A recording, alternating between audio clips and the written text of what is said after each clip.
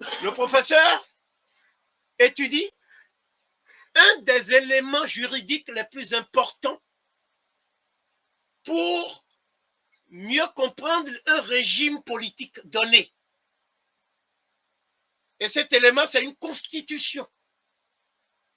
Donc, le professeur étudie la constitution Mossi, la constitution du Cayor, nous sommes au Sénégal, la succession dynastique dans l'empire du Ghana et au Mandé, au Songhai aussi. La signification de la notion même de royauté. Parce que quand on parle de roi, n'est-ce pas, en Afrique, ce n'est pas la même chose que quand on parle du roi en Europe. Donc, la notion de royauté en Afrique a à voir avec la royauté sacrée et divine. Donc, une première conclusion est tirée qui est capitale, c'est que c'est en Afrique que sont apparues les monarchies constitutionnelles. C'est-à-dire, il y a un roi, mais le roi ne dicte pas sa volonté au peuple. Il existe des contre-pouvoirs qui sont consignés dans la Constitution. Or, les premières constitutions qui ont existé dans l'histoire de l'humanité ont existé dans la vallée du Nil. Les constitutions d'Athènes sont des répliques, n'est-ce pas, et des duplications de ces documents anciens. Ensuite, le professeur étudie l'Afrique monarchique et tribale. Et il montre que ces régimes étaient soucieux de l'équilibre de pouvoir. Et que les classes qui étaient constituées comme les classes populaires, n'est-ce pas, avaient leur mot à dire dans les processus de prise de décision. De là même, il va élucider la notion même de régime constitutionnel et de son origine. C'est-à-dire à partir de la division du travail. Ensuite, il étudie en détail un certain nombre d'événements. C'est le cas de l'intronisation et du couronnement du roi dans la cour.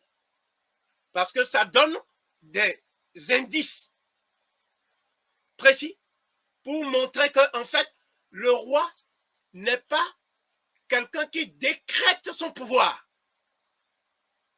Il reçoit son pouvoir des éléments qui sont en relation avec le monde sacré et divin. Sa puissance est divine et sacrée. Donc la royauté est sacrée, divine. Il n'y a pas de royauté absolue en Afrique. Il n'y a pas de monarchie absolue en Afrique. Le roi a un rôle particulier, n'est-ce pas? Et ce rôle ne doit pas interférer dans le domaine régalien des corps intermédiaires de la société. Le roi ne peut pas demander à l'armée de venir massacrer une partie de la population selon son bon vouloir. Il doit passer par ce qu'on appelle maintenant la délégation des pouvoirs. Le professeur en arrive donc à mettre en évidence ce qu'on appelle l'organisation étatique des sociétés africaines. Et il montre comment les empires et les royaumes étaient très organisés, en s'appuyant sur Ghana, Songhai et Mandé. Il met en évidence l'organisation administrative. il montre qu'il y avait un État qui était à la fois centralisé en Égypte ancienne, mais qui était comme une confédération. C'est-à-dire qu'il y avait les pouvoirs locaux. Lesquels pouvoirs locaux étaient en relation avec le pouvoir central. Et le pouvoir central ne pouvait pas, sur la base de l'arbitraire, dicter sa volonté aux représentants des pouvoirs locaux. Ce qu'expliquent les anthropologues, c'est que dans l'histoire des hommes, les humains savent très bien se réunir en petits groupes sans État. Et ils gèrent eux-mêmes leurs affaires de façon démocratique. Tout le monde participe à toutes les lois. Mais on n'a jamais appelé ça, enfin nos maîtres, les élites, les intellectuels n'ont jamais appelé ça démocratie. C'est ça qu'il faut comprendre, c'est que les sociétés villageoises au Moyen-Âge vivaient comme des démocraties. Ils votaient eux-mêmes leurs lois à main levée. Et les seigneurs intervenaient assez peu finalement dans la vie des villageois. Ils intervenaient, ils venaient prendre des impôts, ils venaient prendre des hommes pour faire la guerre, ils les emboucanaient suffisamment, mais les villageois étaient très jaloux de leur pouvoir, sur la maîtrise de leurs normes, la maîtrise de leurs règles, de leurs règles de vie commune. C'est très démocratique, les conditions de vie d'un ancien régime qu'on nous a décrit. Moi, j'ai appris à l'école l'Ancien Régime comme une période noire, d'oppression absolue, pas du tout démocratique, très profondément tyrannique. Et il y avait des aspects tyranniques, hein, effectivement. L'absolutisme, il y avait des côtés affreux. Mais l'absolutisme, c'est un niveau de l'échelle politique, mais au niveau local, il y a plein de démocraties, plein de démocraties. Et donc ça, c'est le Moyen-Âge dont on parle depuis des... Mais ce qu'on oublie, ce qu'on ne sait pas généralement, ce que moi je ne savais pas du tout en fait avant de commencer cette recherche, c'est que par exemple au Moyen-Âge en Europe, il y a une vie démocratique absolument extraordinaire. Le Moyen-Âge, en fait, c'est des milliers de petits villages qui fonctionnent comment? Qui fonctionnent en fait de façon autogestionnaire par assemblée d'habitants. Donc la communauté d'habitants de tel village est une entité juridique. Elle a en partage des terres communales, un bois, peut-être le moulin, un puits, des terres, des étangs, etc. Et elle gère ce patrimoine commun. Comment? Dans des assemblées. Il peut y avoir 10, 15 assemblées dans l'année. Et ces villages, en fait, ont à peu près aucun contact avec le roi. Le roi, au Moyen-Âge, ne sert pas à grand-chose. Il fait des fêtes, il fait la guerre, il fait la chasse, et surtout, il veut des taxes et des impôts. Mais il connaît à peu près pas sa population, il offre aucun service. Il n'y a pas d'éducation populaire, il n'y a pas de ministère de la Culture, pas de ministère des Sports, pas de ministère des Transports, et donc il ne fait à peu près rien. C'est vraiment les communautés qui se gèrent. Et donc ça, c'est une histoire de la démocratie médiévale qui est complètement oubliée. Pour vous, dans le fond, la modernité est une époque qui est moins démocratique que celle d'avant. Oui, la modernité est antidémocratique. Et elle détruit la démocratie, en fait, où elle s'installe à travers, entre autres, le colonialisme et l'impérialisme. Elle la détruit. Quand même, c'est une thèse qui est assez radicale, que vous devez défendre depuis que vous avez terminé votre doctorat.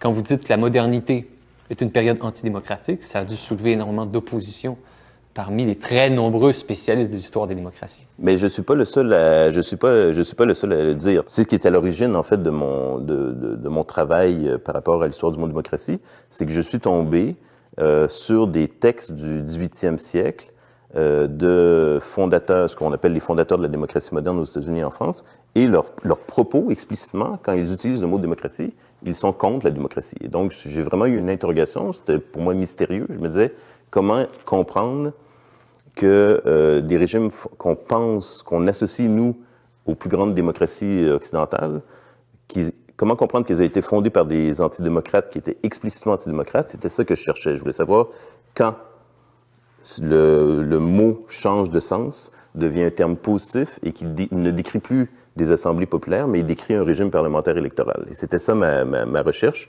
Et ma façon de trouver la réponse, ça a été d'aller dans les textes de l'époque. Et donc, au fur et à mesure que je lis les textes de l'époque, on trouve des réponses, en fait, parce qu'on voit bien, et les acteurs à l'époque même, ils sont conscients qu'ils changent le sens des mots pour des raisons politiques. Non, mais la notion de république en soi, à l'origine, n'est pas opposée à la royauté. Oui, non, en plus, non, mais on peut... qu'on la voit actuellement. Non, mais bien sûr, bien sûr. Non, puis de toute façon, en réalité, bon, enfin, fondamentalement, j'ai une fibre aussi monarchiste. Hein, au bout d'un moment, je veux dire, c'est quoi la France? Ben, c'est voilà, c'est le roi et l'Église, hein, qu'on soit croyant ou pas. Je veux dire, c'est pas une question de croyance, là, c'est des faits, historiquement. Voilà. Donc à partir de là, bon, forcément, ça oblige à une relecture, une réévaluation de l'Ancien Régime. Et en fait, les mécanismes positifs de la République étaient déjà présents en réalité. Enfin, il y avait des parlements locaux, il y avait aussi du système électoral sous l'Ancien Régime.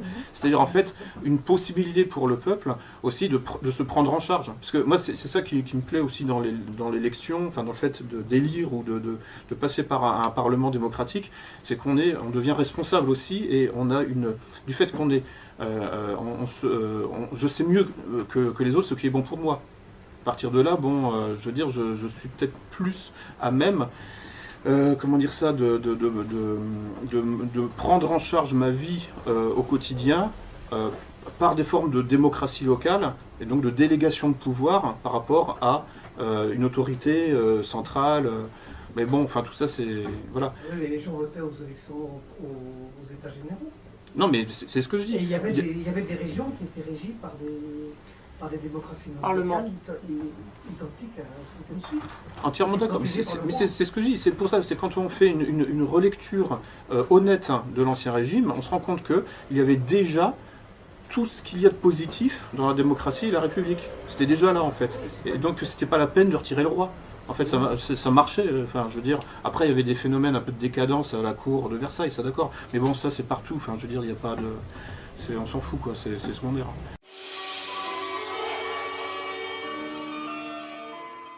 Comment se manifeste au quotidien l'exercice politique dans ces tribus donc? Eh bien, c'était un petit peu un mélange en fait entre les démocraties modernes et les systèmes, on va dire, royalistes. En fait, dans chaque tribu, il y avait, bon, il pouvait y avoir des petites différences d'une tribu à l'autre, hein, je le rappelle, il y avait quand même une indépendance politique, mais les grands principes, en fait, c'était premièrement l'Assemblée des hommes libres. Ça, l'Assemblée des hommes libres, le principe, si vous voulez, démocratique, était présent vraiment partout. Ça, c'est ancré dans la tradition, dans la culture celte. Et ensuite, vous avez le roi. Donc le roi, ça, c'est le côté méritocratique, aristocratique surtout, de la tradition. Et puis, vous avez un troisième parti intervenant, c'est la sagesse, les sages, les druides ou les godis chez les Germains. Donc, vous avez le fameux ternaire européen, hein, le ternaire des Celtes, où vous avez donc les trois fonctions représentées et non pas les trois castes. Hein. Ça, c'est les écrivains romains qui ont voulu faire croire que le système ancien était le même que le leur. Ça n'était pas le cas. C'est simplement la tradition qui donc synthétise, on va dire, la vision qu'on peut avoir en ces trois fonctions. Il faut savoir que concernant l'Assemblée des hommes libres, donc qui donne le pouvoir à ce qu'on pourrait appeler anciennement le tiers-état, en fait tout ce qui est la partie productive et la partie artisanale, eh bien la liberté d'expression qu'ils avaient, elle était totale. Certes, on ne pouvait pas critiquer la politique du roi durant l'année, mais dès l'ouverture de cette réunion annuelle, cette assemblée d'hommes libres, ou Ting en germanique, là on pouvait dire ce qu'on voulait, critiquer comme on voulait, et surtout on pouvait proposer et voter nos propres lois. Voilà qui est complètement différent. Aujourd'hui, on ne décide de rien. On peut certes critiquer toute l'année, mais jamais on propose ou on vote nos lois. Et puis donc on avait les druides qui étaient là, les sages, pour conseiller, voire pour s'opposer à d'éventuelles décisions prises. Donc les décisions étaient généralement prises donc, par l'Assemblée. Le roi avait son droit évidemment d'accepter ou pas, et le roi lui avait également le privilège entre guillemets de proposer également par lui-même des nouvelles lois, des nouvelles choses. L'autorité spirituelle, les druides, étaient là pour mettre leur veto.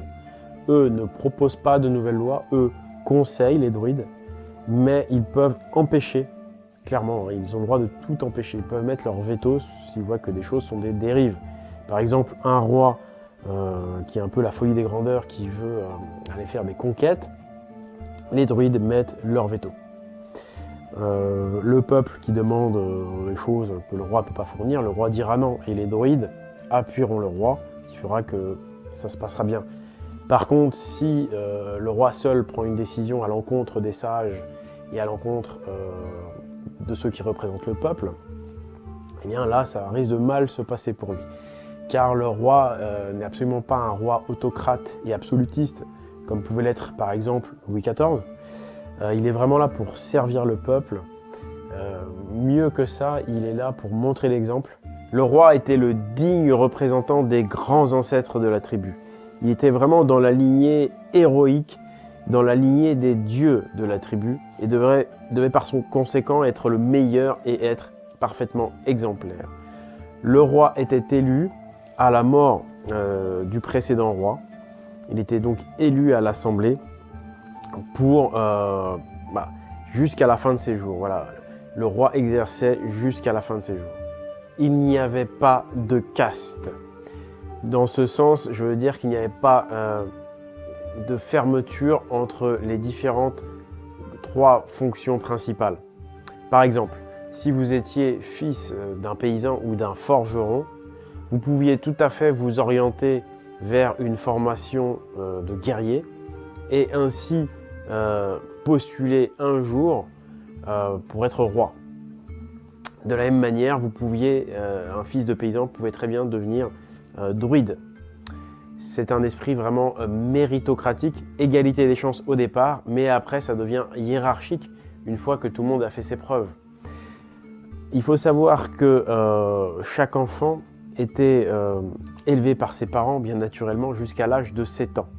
Cependant, le jeune garçon quittait sa famille à l'âge de 7 ans, enfin son père et sa mère, pardon, pour rejoindre une autre personne de sa famille, puisqu'on est dans une tribu, c'est-à-dire qu'il rejoignait un père nourricier.